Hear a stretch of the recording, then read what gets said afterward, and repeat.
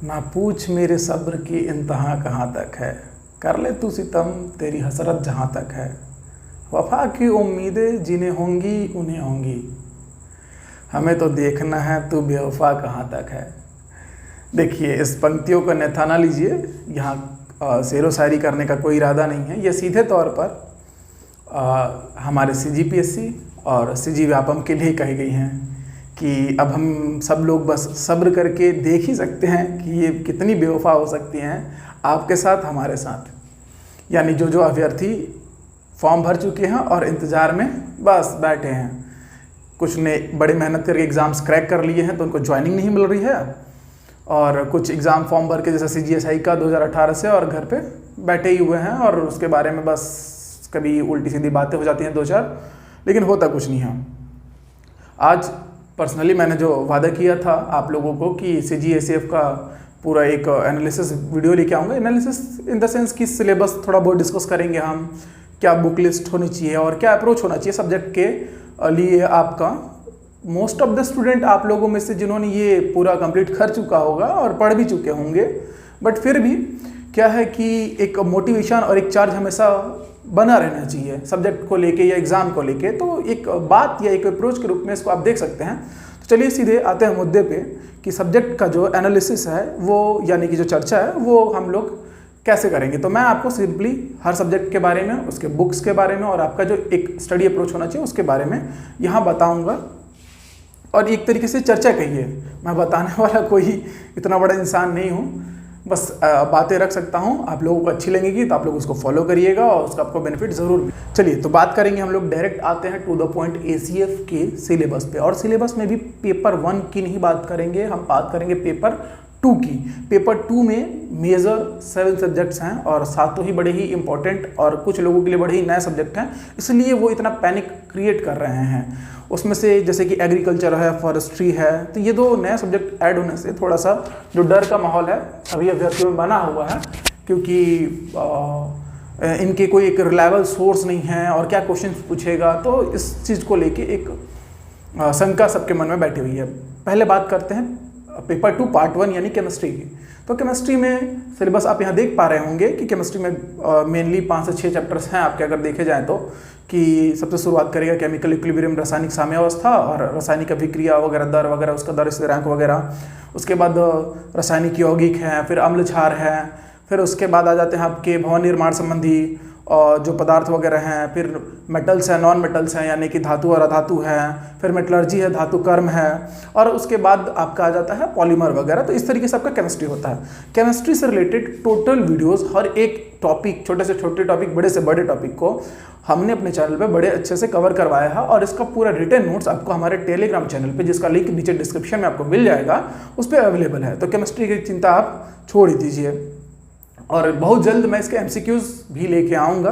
पहले ज़रूरी है कि सब्जेक्ट्स को कवर किया जाए, तो मेरी प्लानिंग है बायो को लेके आने की। बायो के साथ में EVS, साथ ही साथ कंप्यूटर, फिर रीजनिंग और एप्टीट्यूड, 5 सब्जेक्ट को मैं लेके आने जा रहा हूँ। तो एक इंसान के लिए इतने सारे सब्जेक्ट्स को लाना, अब ठीक। तो बात करते हैं अब पेपर 2 पार्ट 2 यानी कि फिजिक्स की। फिजिक्स में आपको जनरली सोर्स ऑफ एनर्जी, ऊर्जा के स्रोत देखने मिलेगा, लाइट यानी प्रकाश, फिर रिफ्रैक्शन ऑफ लाइट यानी प्रकाश से अपवर्तन, और साथ ही साथ इसके बाद आता है आपका इलेक्ट्रिसिटी और इट्स इफेक्ट यानी विद्युत धारा और उसके प्रभाव में भी मैग्नेटिक इफेक्ट को ज़्यादा जोर दिया है सिलेबस में, और मैग्नेटिज्म यानी कि चुंबकत्व। तो इस तरीके से ये सिलेबस है। सारे वीडियोस चैनल पे अपलोडेड हैं आपके, और 1 नंबर का रिटन नोट्स आपको अवेलेबल है हमारे टेलीग्राम चैनल पे। इसी नाम से टेलीग्राम पे आप जाकर सर्च कीजिएगा, इजीली आपको चैनल मिल जाएगा, अदरवाइज डिस्क्रिप्शन में लिंक है। तो ये 2 सब्जेक्ट एकदम आप यहाँ से कर सकते हैं। रही बात कि और अच्छी तैयारी करनी है, सोर्स क्या होना चाहिए फिजिक्स केमिस्ट्री का, तो फिजिक्स और केमिस्ट्री के लिए आप MTG आता है, NCERT के जो बच्चे स्टूडेंट्स हैं वो फॉलो करते हैं MTG की बुक से जो, और एक बेसिक अप्रोच चाहिए तो आप NCERT 9th-10th को फॉलो कर सकते हैं। प्रदीप की भी बुक आती है। और अगर हिंदी मीडियम के हैं तो उनके लिए बेहतर होगा कि छत्तीसगढ़ माध्यमिक शिक्षा मंडल की कक्षा 10वीं की आज से 4-5 साल पहले की अगर किताब आप कहीं से जुगाड़ पाएँ तो वो एक बेहतर अप्रोच रहेगा। As well as physics, chemistry and biology also.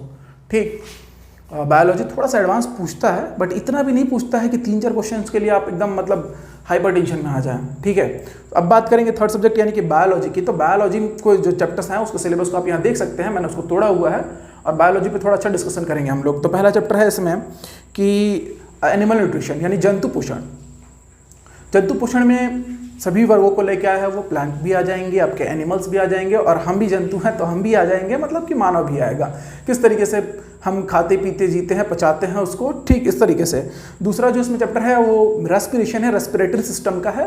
Plants में कैसा होगा, एनिमल्स में कैसा होगा, एज वेल एज ह्यूमंस में कैसा होगा, मतलब मानव में कैसा होगा, और कौन से जो अंग हैं या जो भी जंतुओं के हो या मानव में हो वो श्वसन की प्रक्रिया को करते हैं, या पेड़ पौधे कैसे श्वसन करते हैं। फिर थर्ड चैप्टर आ जाता है इसमें ट्रांसपोर्टेशन यानी कि परिवहन।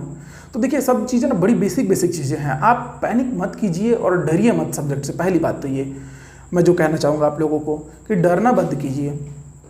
फिर जो चौथा है वो है एक्सक्रीशन यानी कि उत्सर्जन, कि कौन से जंतुओं में, पादपों में और मनुष्यों में किस तरीके से उत्सर्जन होता है, कौन से उत्सर्जी अंग होते हैं। ठीक, फिर अगला चैप्टर है कंट्रोल एंड कोऑर्डिनेशन, नियंत्रण एवं समन्वय। तो नियंत्रण एवं समन्वय फिर से तीनों का, प्लांट्स का, एनिमल्स का और ह्यूमंस का, तीन, मतलब समझिए चैप्टर्स को इन तीनों के ही रिगार्डिंग आपको पढ़ना है। तो एक अप्रोच बनाइए, और खास करके जो प्लांट्स का है ना, इतना बढ़िया से बायोलॉजी को इतना बढ़िया से करिए, इतना बढ़िया से करिए, वो आपको एग्रीकल्चर में बड़ा हेल्प करेगा। अगर आपने बायोलॉजी को ढील दी, खास करके जो प्लांट वाला सेक्शन है, तो आप एग्रीकल्चर में थोड़े से परेशान जरूर होंगे।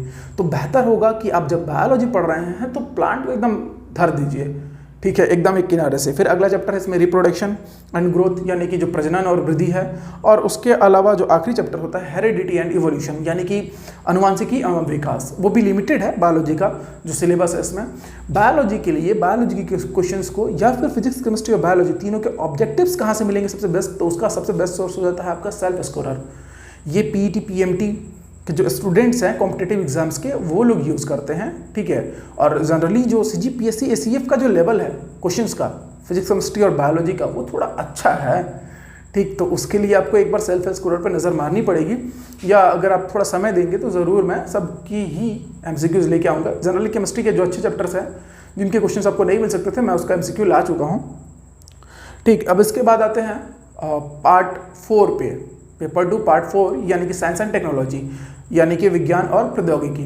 इसमें जो चैप्टर्स हैं आप सिलेबस यहाँ देख पा रहे होंगे। पहला है आपका national policy of science and technology, फिर है इनसेट एंड आईआरएस सिस्टम, फिर उसके बाद आता है बेसिक नॉलेज ऑफ कंप्यूटर, और उसके बाद ब्रॉड एप्लीकेशन ऑफ आईटी यानी कि जो इन्फॉर्मेशन टेक्नोलॉजी है, तो उसका जो एक बृहद जो अनुप्रयोग है वो कहाँ होता है। फिर उसका अगला चैप्टर है एनर्जी रिसोर्सेज यानी कि जो ऊर्जा के स्रोत हैं वो कैसे हैं, और progress of agriculture science and its impact यानी जो कृषि विज्ञान है उसका क्या प्रभाव है और उसमें क्या क्या प्रोग्रेस हो रहा है साइंस एंड टेक्नोलॉजी से रिलेटेड, तो उस बारे में से आपको डिस्कशन इसके बारे में पढ़ना पड़ेगा। और उसके बाद है क्रॉप साइंस इन इंडिया यानी कि जो कृषि फसल विज्ञान है, ठीक है, भारत में, ठीक, तो उसके बारे में अध्ययन करना है। तो साइंस एंड टेक्नोलॉजी जो है वो बहुत लोगों के लिए नया सब्जेक्ट होगा और बहुत लोगों के लिए नहीं होगा। जो सीजीपीएससी की तैयारी कर रहे हैं उनके लिए नया नहीं होगा, बट जो जनरली जो फ्रेशर्स जो आ रहे हैं तो उनके लिए नया सब्जेक्ट है। तो मैं आपको बता दूं बड़ा ही इंटरेस्टिंग सब्जेक्ट है। टू द फैक्ट चीज़ें आप रट लीजिए, समझने वगैरह की ज़्यादा ज़रूरत है नहीं। कुछ चीज़ें हैं जैसे कंप्यूटर वगैरह से रिलेटेड जो नॉलेज है वो आपको समझना चाहिए, क्योंकि वो फिर आपको पेपर 1 में भी काम आएगा और व्यापम के आगे पोस्ट में भी हेल्प करेगा। बाकी इसका जो बेस्ट सोर्स है अगर मेरी मानी जाए तो परीक्षा वाणी की एक बुक आती है, और साथ ही साथ साइंस एंड टेक्नोलॉजी के लिए दृष्टि की एक बुक आती है, वो भी एक बेस्ट सोर्स है, रिलायबल है। और एक टीएमएच की आती है, टाटा मैग्रो हिल्स की जो पब्लिकेशन है उसकी बुक आती है। तो ये बेस्ट सोर्स हो सकता है, आप कोई भी एक लीजिए, आप उसमें भरोसा कीजिए, पढ़िए, सिलेबस ख़त्म कीजिए, और इस तरीके से आप पार्ट 4 को भी इजीली ख़त्म कर पाएंगे। अब आते हैं पार्ट 5 पे। पार्ट 5 है आपका, आप देख रहे होंगे इन्वायरमेंट। इन्वायरमेंट को 2 सेक्शंस में उसने बांटा है कि बायोडाइवर्सिटी यानी जैव विविधता, और दूसरा है पॉल्यूशन। तो सिंपली हम कोशिश करेंगे कि ईवीएस के सारे ही लेक्चर्स लेके आएंगे, और यही नहीं आपके और भी जो व्यापम से रेलवे से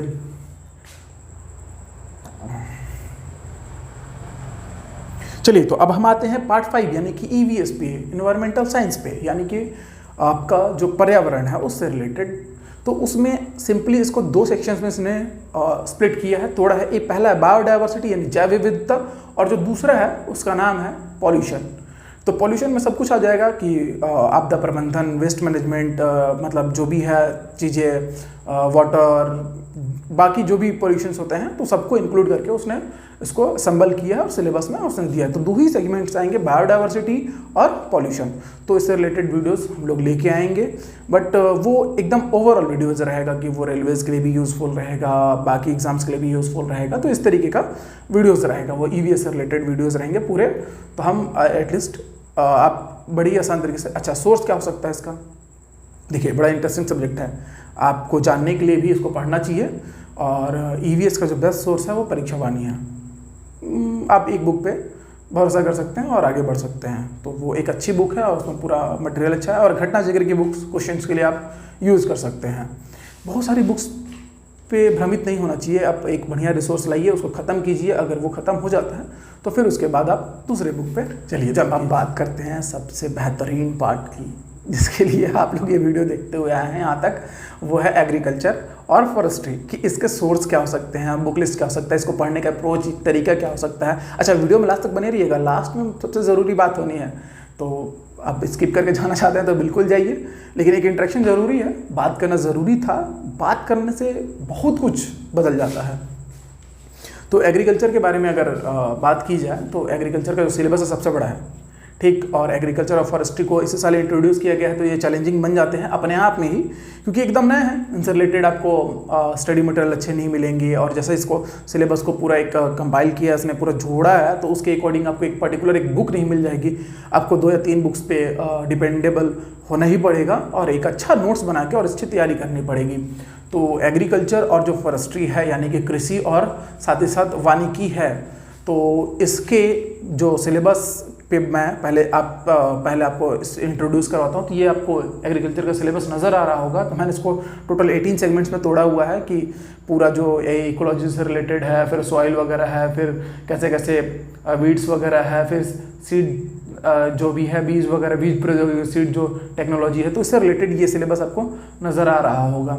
साथ ही साथ देखिए, इसके लिए क्या सोर्स हो सकता है, ये बड़ी ज़रूरी बात है। तो इसके लिए बेस्ट बुक है नेमराज सुंडा, जो एक पर्टिकुलर जो सिलेबस को अप्रोच करता है, तो वो बेस्ट बुक मानी जाएगी नेमराज सुंडा की, और उनकी ऑब्जेक्टिव बुक भी आती है।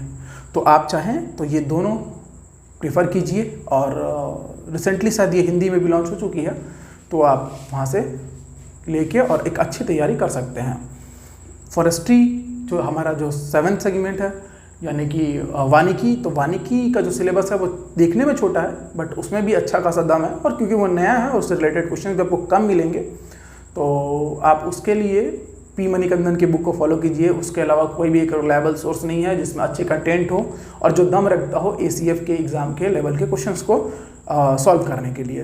तो ये बात था, पूरा एनालिसिस था जो हमारे सब्जेक्ट्स थे उनसे रिलेटेड, कि किस तरीके से सभी सब्जेक्ट्स के सोर्सेज और बेस्ट सोर्सेज मैंने आपको बताए हैं, और क्या अप्रोच होना चाहिए, अब उस पर बात करते हैं। देखिए, सबको पता है कि डिले हो रहा है, और चूँकि महामारी है तो ये थोड़ा और लंबा जाएगा, मतलब अप्रॉक्सीमेटली 3 to 4 मंथ आपके पास अभी और हैं।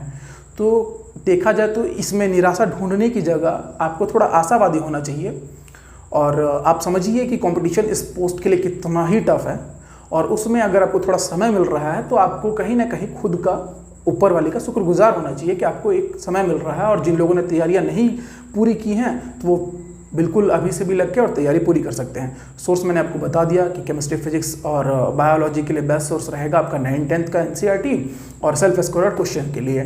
फिर साइंस एंड टेक्नोलॉजी के लिए भी मैंने आपको जैसा कि बताया। फिर बाकी सब्जेक्ट के लिए, एग्रीकल्चर के लिए आप नेमराज सुंडा, और फॉरेस्ट्री के लिए आप मणिकंदन की बुक को फॉलो कर सकते हैं। मणिकंदन की बुक से याद आया कि वीडियोस जो है फॉरेस्ट्री के, चूँकि हम अभी ला रहे हैं नहीं ला रहे हैं, बट इससे आपकी तैयारी में प्रभाव पड़ेगा, तो मैंने देखा यूट्यूब पे एक चैनल है पढ़ंतु क्लासेस करके, तो उसमें जी के साहू सर हैं, तो उनके वीडियोस जो हैं वो ठीक हैं, टू द सिलेबस हैं। आप एक अप्रोच वहाँ से भी गेन कर सकते हैं, उनको देख के एक अच्छी तैयारी कर सकते हैं। देखिए, ऐसा कोई मेरा उनसे कुछ पर्सनल इंटरेक्शन नहीं है, ना मैं उनको ठीक से जानता हूँ, मैंने देखा है ऐसे ही यूट्यूब में, तो मैं आपको सजेस्ट कर रहा हूँ। वैसे आप लोग देख ही चुके होंगे। बाकी पेपर 1 का जो एनालिसिस है वो आप लोग बोलेंगे तो मैं लाऊंगा, जनरली PSC के एस्पिरेंट्स को उसकी ज़रूरत नहीं होती है। तो बस यही कहना चाहूँगा कि लग जाइए, समय मिला है, मौका मिला है, तो इसे गंवाने की ज़रूरत नहीं है। एक अच्छी तैयारी कीजिए और पोस्ट लीजिए, ठीक है। ये सरकार जो है वो डिले करेगी ही, उसकी भी मजबूरी है, चीज़ें हैं वो अपने समय से अपने हिसाब से ही होंगी, आपको सब्र रखना पड़ेगा, ठीक। तो साथ ही साथ बहुत सारी शुभकामनाएं और अच्छे से तैयारी करते रहिए। फिर अगले वीडियो में मिलेंगे सब्जेक्ट के साथ। जय हिंद।